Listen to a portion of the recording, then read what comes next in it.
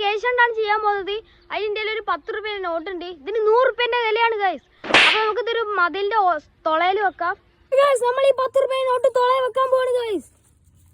അപ്പൊ ഗൈസ് ഈ പൈസ കിട്ടുന്നതിൽ എന്റെ ഇൻസ്റ്റയിൽ മെൻഷൻ ചെയ്ത് സ്റ്റോറി ഇടുക ഗൈസ്. അപ്പൊ ബൈ.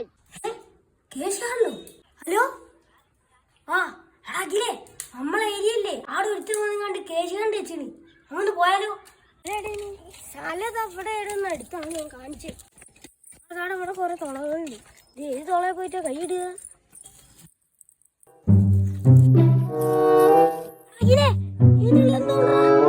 പൈസ തോന്നുന്നു.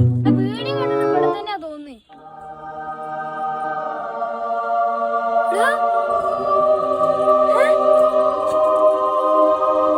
ഇവനെന്തിനാ കയറി പിടിച്ചേ?